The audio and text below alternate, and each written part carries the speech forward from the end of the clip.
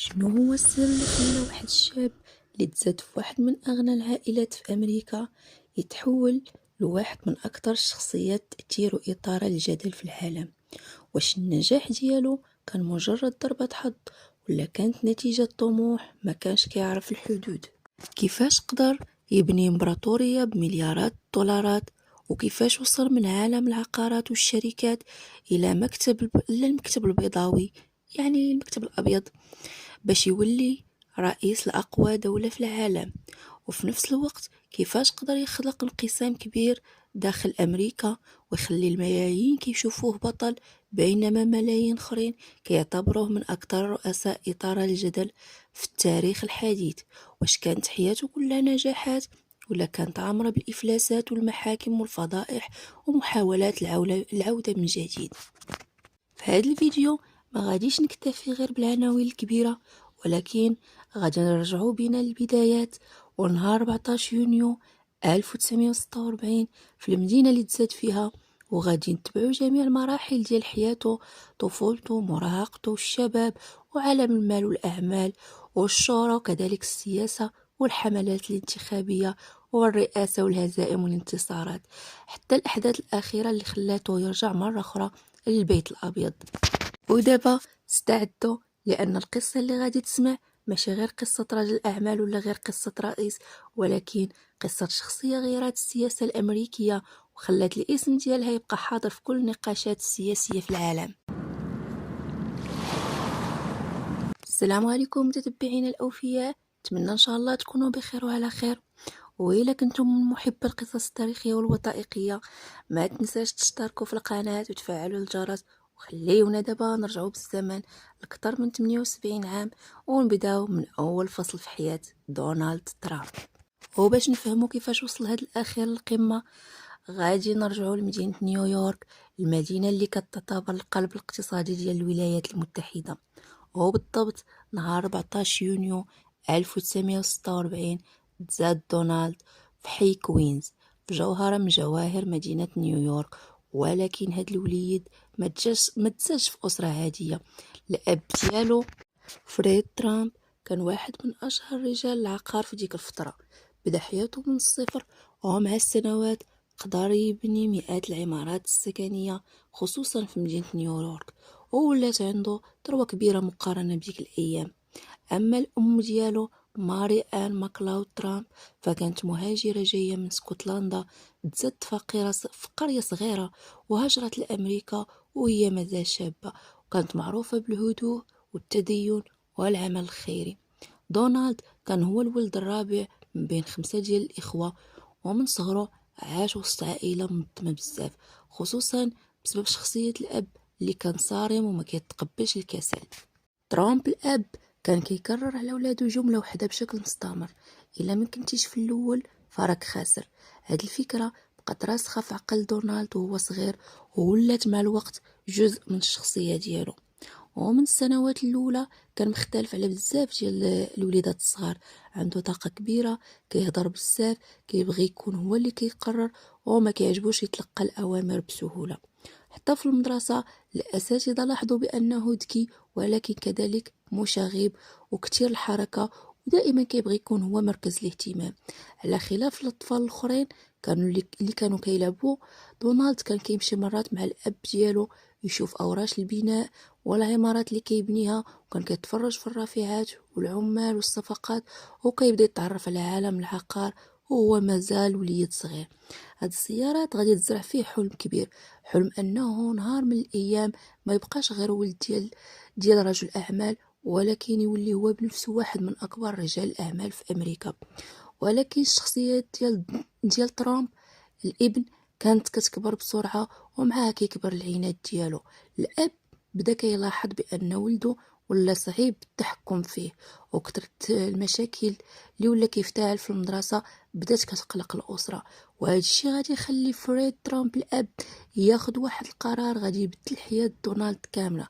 قرار ما كانش غيعجب دونالد، ولكن غادي يكون نقطة تحول كبيرة في حياته.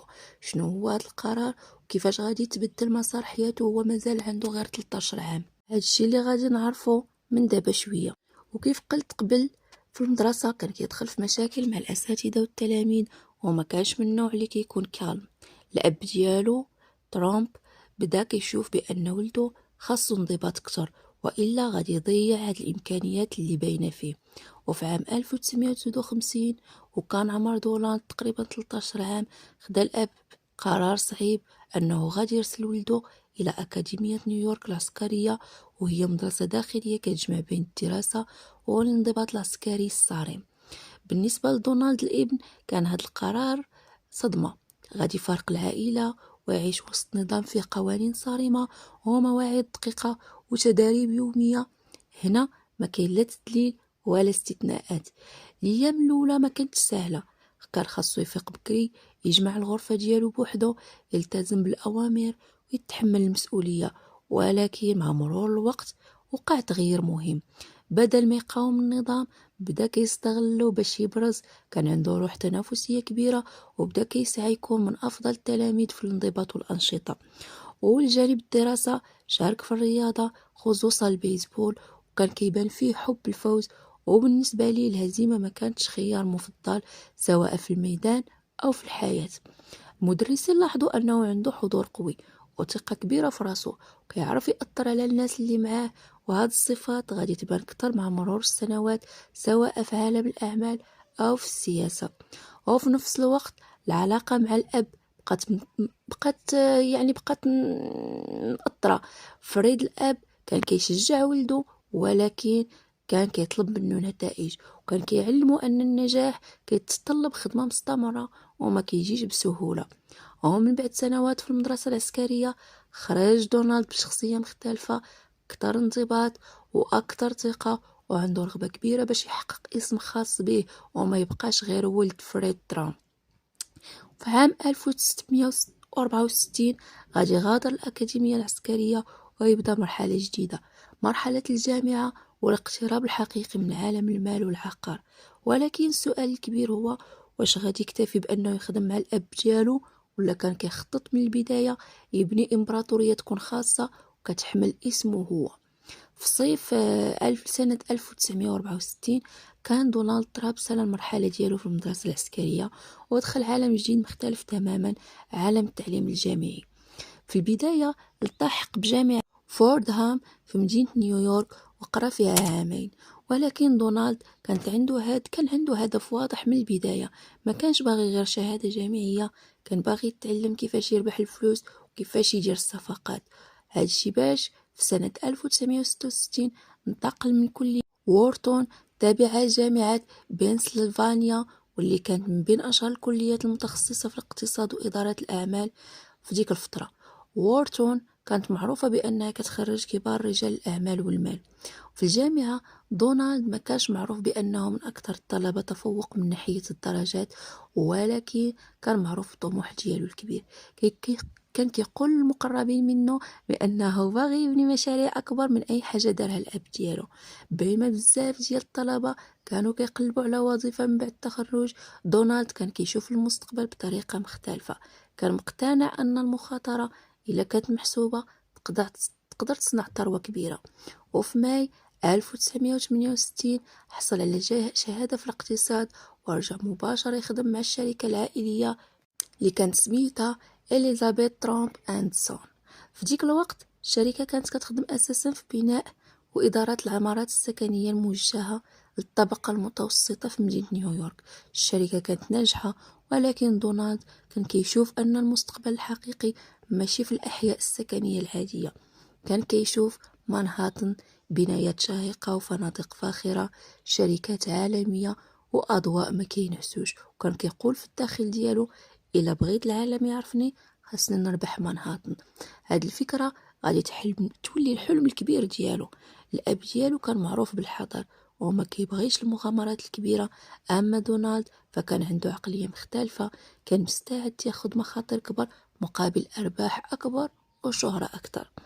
وفي 1971 وهو مازال عنده 25 عام فقط، تسلم القيادة الفعلية للشركة العائلية وما وقفش هنا، قرر يبدل حتى الاسم ديالها ويبدا يبني علامة تجارية مرتبطة بالاسم ديالو هو، لأن دونالد ما كانش باغي الناس يعرفوه غير على أنه ابن رجل أعمال ناجح، ولكن كرجل أعمال قادر يصنع إمبراطورية خاصة به.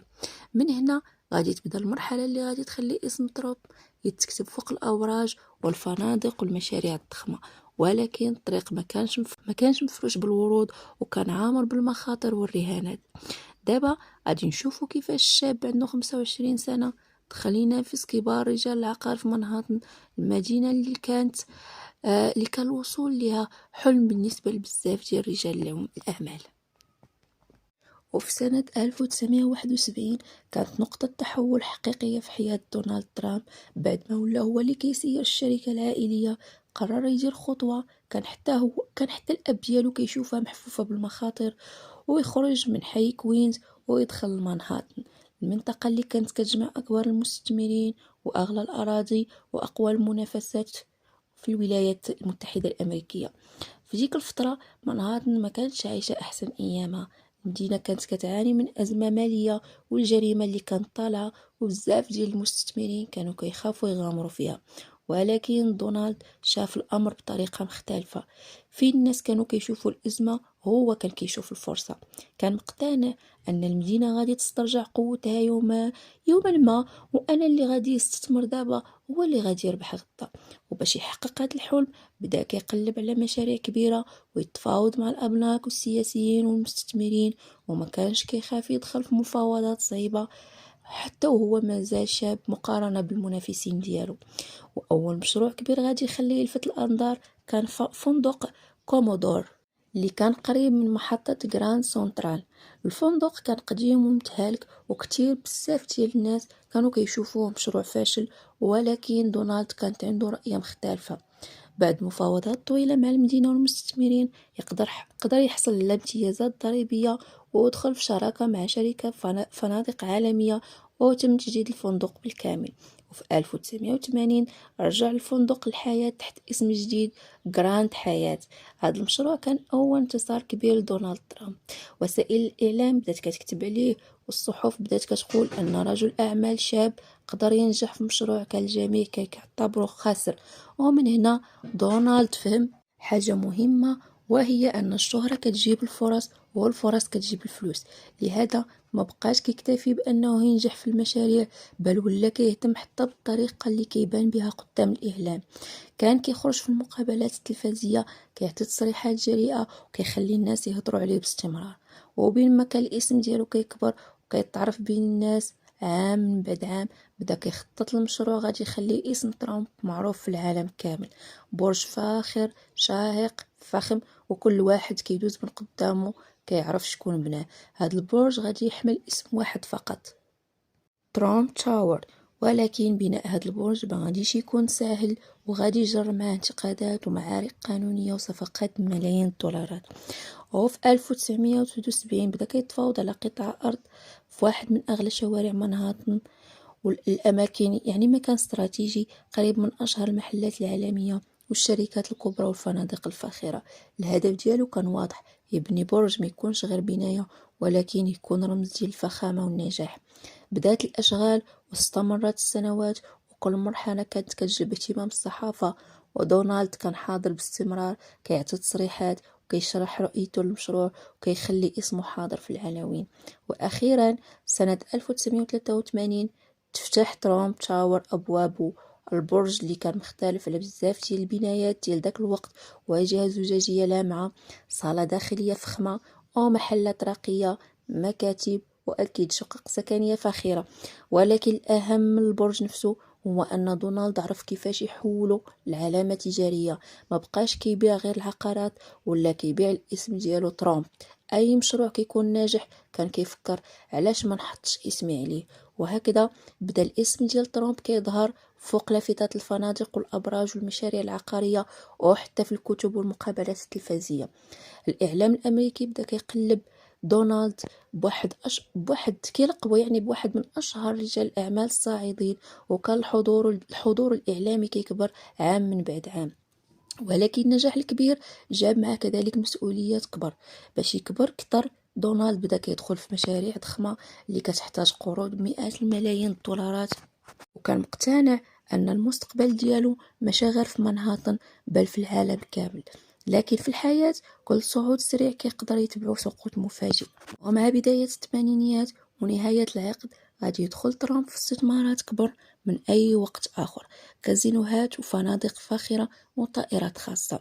هاد التوسع السريع غادي يخليه قريب بزاف من القمة، ولكن كذلك قريب بزاف من أكبر أزمة مالية غادي يعرفها في حياته.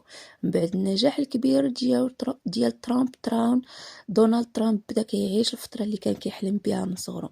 الاسم ديالو ولا معروف في امريكا كامله، والصحف كانت كتكتب عليه بشكل شبه يومي.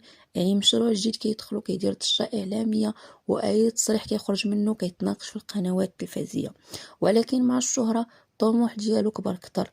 دونالد ما بقاش باغي يبني غير الابراج، بدا كيشري فنادق فاخره وكيستثمر في ملاعب الجولف، خصوصا الكازينوهات في مدينه اتلانتيك سيتي اللي كانت معروفه ديك الوقت بانها العاصمه الامريكيه للقمار. المشاريع كانت ضخمة، ولكن كانت كتحتاج تمويل ضخم كذلك، وداك الشيء علاش بدا كيعتمد بشكل كبير على القروض من الأبناك. الفكرة ديالو كانت بسيطة: إلا نجحت المشاريع الأرباح غادي تكون كبر بزاف من قيمة الديون. في الأول الخطة كانت خدامة، ولكن مع نهاية الثمانينيات تبدل كل شيء. الاقتصاد الأمريكي دخل مرحلة ديال التباطؤ، وسوق العقارات بدا كينخفض، وعدد من المشاريع اللي كان معول عليها ما جابوش الأرباح المتوقعة. وفجأة لقى ترامب راسو أمام ديون كتقدر بمليارات الدولارات. الصحف الأمريكية بدات كتكتب أن الإمبراطورية ترامب على وشك الانهيار. بعض المحللين كانوا كيقولوا أن هذه نهاية المسيرة ديالو، وأن الاسم اللي كان كيملأ الجرائد غادي يختفي. الأمر ما وقفش غير عند الشركات، حتى الحياة الشخصية ديالو كانت تحت ضغط كبير، وكانت وسائل الإعلام كتتابع كل صغيرة وكبيرة، خصوصا بعد الانفصال ديالو على الزوجة الأولى إيفانا ترومب، وهو الحدث اللي بقى حاضر بقوة في الصحافة خلال بداية التسعينات.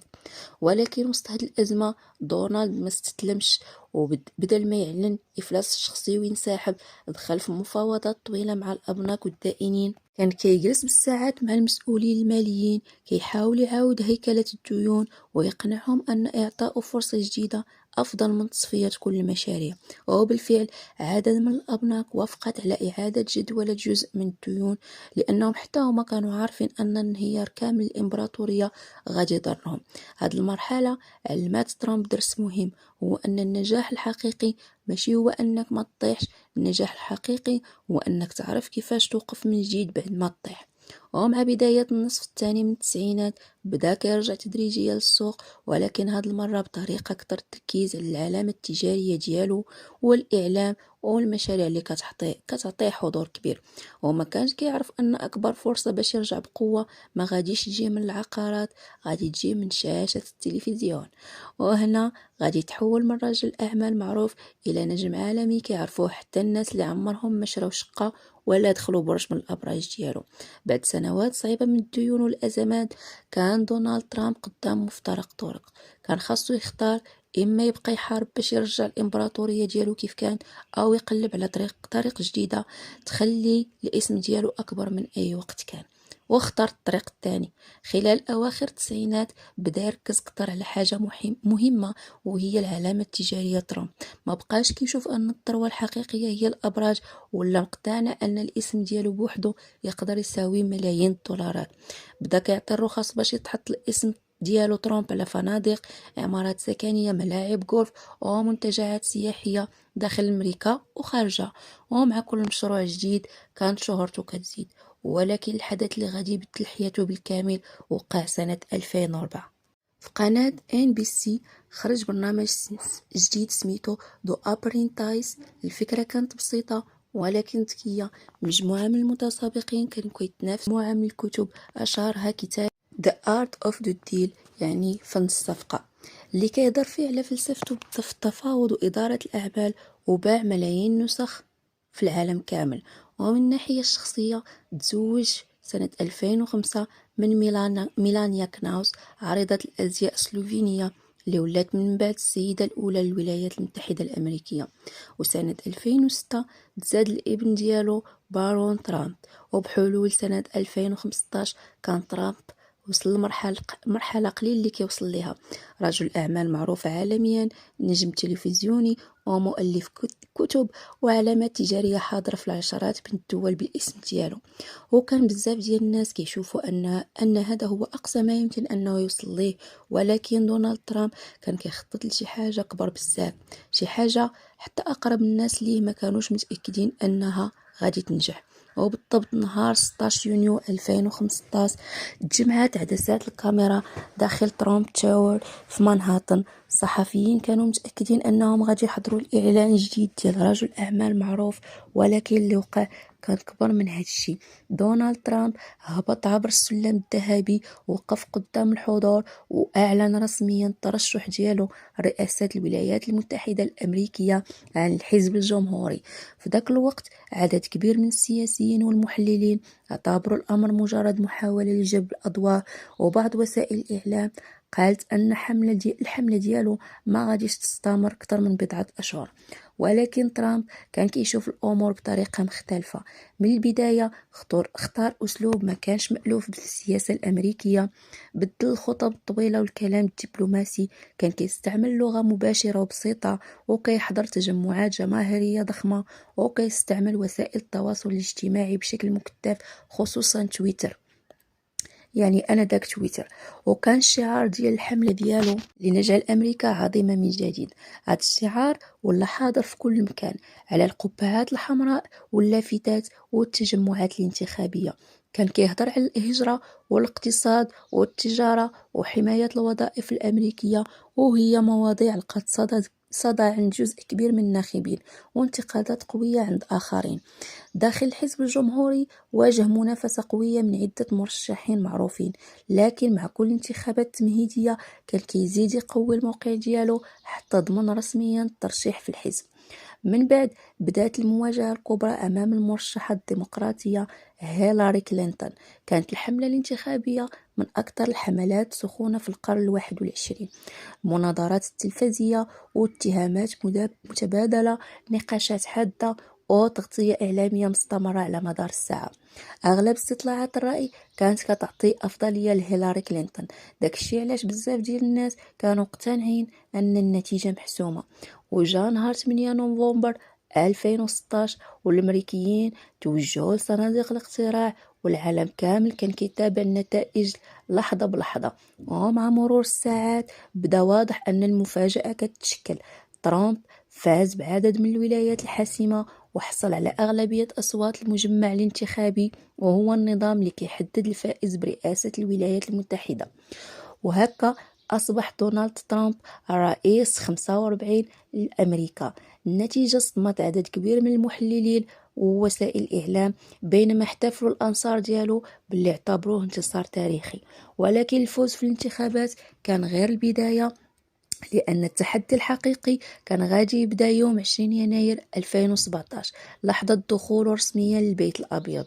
واش غادي يقدر يطبق الوعود اللي قدمها للأمريكيين، وكيفاش غادي يتعامل مع الأزمات الداخلية والخارجية؟ الخامس الأربعين للولايات المتحدة الأمريكية. في هذه اللحظة رجل الأعمال اللي كان كيتصدر عناوين الاقتصاد ولا مسؤول على أكبر قوة اقتصادية وعسكرية في العالم. ومن الأيام الأولى بان أن رئاسة ترامب ما غاديش تكون عادية. بدا بسرعة كيوقع مجموعة من الأوامر التنفيذية، خصوصا في مجال الهجرة وأمن الحدود، ونفذ سياسات اقتصادية ركزت على تخفيض بعض الضرائب وتشجيع الاستثمارات داخل أمريكا. وفي المجال الدولي أعلن انسحاب الولايات المتحدة من بعض الاتفاقيات الدولية، وبدل طريقة التعامل مع عدد من الحلفاء والخصوم تحت شعار كان كيرددوا باستمرار أمريكا أولا. هاد السياسة لقات ترحيب عند مؤيديه اللي اعتبروه أنه كيحط مصالح بلادو فوق أي اعتبار، بينما تعرضت لانتقادات من معارضيه اللي شافوها أنها زادت من التوتر مع بعض الشركاء الدوليين. ولكن رئاسة ترامب ما كانش خالية من الأزمات. طوال ولايته كان كيتعرض لانتقادات سياسية وإعلامية متواصلة، وواجه تحقيقات ونقاشات حادة داخل الكونغرس. وفي دجنبر 2019 صادق مجلس النواب على المساءلة ديالو اللي اوتوماتيكمون كتعني العزل ديالو للمرة الأولى، ولكن لحسن حظه كان مجلس الشيوخ برئو واستمر في ممارسة المهام ديالو كرئيس. وبينما كانت الولايات المتحدة الأمريكية داخلة في سنة 2020، وقع حدث غير مجرى العالم كامل. انتشر فيروس كوفيد وتحولت الجائحة لأزمة صحية واقتصادية عالمية. واجهت الإدارة الأمريكية تحديات كبيرة، من ارتفاع أعداد الإصابات والوفيات للتأثير الاقتصادي والإغلاقات. وأصبحت طريقة التعامل مع الجائحة موضوع نقاش واسع داخل أمريكا وخارجها. وفي نفس السنة دخل ترامب حملة انتخابية جديدة، وهو كيتسنى الفوز بولاية رئاسية تانية. المنافس ديالو كان جو بايدن المرشح على الحزب الديمقراطي. الحملة كانت استثنائية بسبب الجائحة والانقسام السياسي الكبير والاعتماد الواسع على التصويت عبر البريد. وجاء يوم 3 نوفمبر 2020 وبعد فرز الأصوات تعلم أن جو بايدن هو الفائز بالانتخابات. ترامب رفض الإقرار بالهزيمة وقال أن الانتخابات شهدت مخالفات، بينما رفضت المحاكم عدد من الدعاوى المتعلقة بالنتائج. وفي 6 يناير 2021 وأثناء جلسة الكونغرس باش يتصادق على نتائج الانتخابات، تم الاقتحام ديال مبنى الكابيتول من طرف الأنصار ديال ترامب في حدث غير مسبوق في التاريخ الأمريكي الحديث.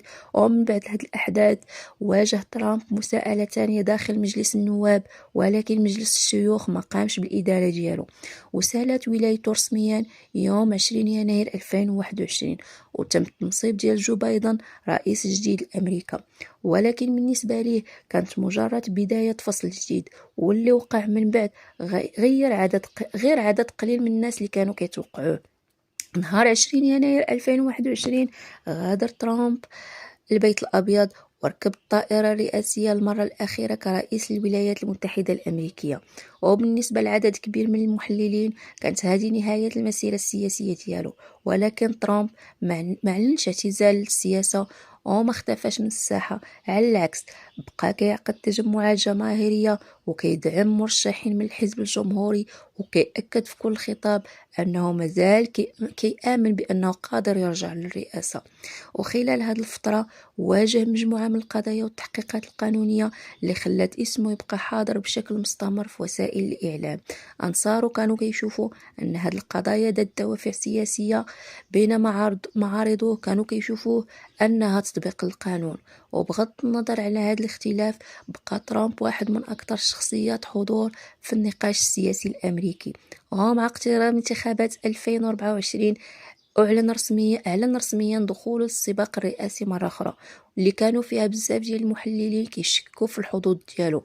ولكن داخل الحزب الجمهوري تمكن من الفوز بالانتخابات التمهيدية وضمن ترشيح الحزب ديالو. وجاءت الانتخابات الرئاسية وبعد حملة انتخابية كانت من أكثر الحملات متابعة في العالم، تمكن دونالد ترامب من الفوز وعاود رجع للبيت الأبيض وبدا كيولي الرئيس 47 الولايات المتحدة الأمريكية، بعد ما سبق له أن كان الرئيس الخامس والأربعين. هاد العودة كانت حدث تاريخي لأنها خلاتهم بين قلة قليلة من الرؤساء الأمريكيين اللي رجعوا للرئاسة بعد انقطاع ولاية كاملة. دونالد ملي رجع بدا كيعلن مجموعة من القرارات والسياسات الجديدة مع التركيز على ملفات اقتصادية والهجرة والسياسة الخارجية، وهي الملفات اللي كانت محور حملته الانتخابية.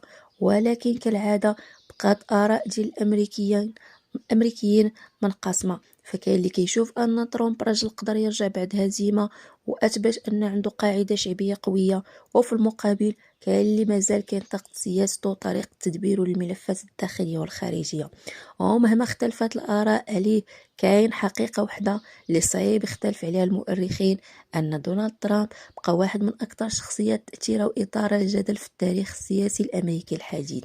ومن طفل تزاد في حي كوين سنة 1946 إلى شاب تعلم الانضباط في المدرسة العسكرية، إلى رجل أعمال بنى الاسم ديالو في سماء منهاتن، إلى نجم تلفزيوني عرفوه الملايين، ومن بعد رئيس الولايات المتحدة خسر السلطة ورجع استرجعها من جديد. قصة دونالد ترامب كتبين أن السياسة بحال عالم الأعمال مليئة بالمفاجآت، وأن التاريخ كيبقى مفتوح على فصول جديدة. ولكن واش هذه هي آخر محطة في المسيرة ديالو، ولا السنوات الجاية غادي تكتب فصول أخرى؟ هذا الجواب غادي يجاوب عليه التاريخ. وحتى لذاك الوقت خليك ديما كتقلب على الحقيقة، لأن التاريخ ماشي غير أحداث وقعات، التاريخ هو القصة اللي مازال العالم كيكتب فصولها حتى يومنا هذا. وإلا وصلتي حتى لهنا فهذا كيخليني نعرف أن الفيديو ديالي عجبك واستفدتي منه، ودعمكم كيعني ليا بزاف. لذلك ما تنساش دير لايك وتشترك في القناة وتفعل الجرس باش يوصلك كل فيديو جديد. اكتبوا لي رأيكم في التعليقات، شنو أكثر مرحلة في حياة دونالد ترامب شدت الانتباه ديالكم. وشكرا لكم من القلب، والسلام عليكم ورحمة الله تعالى.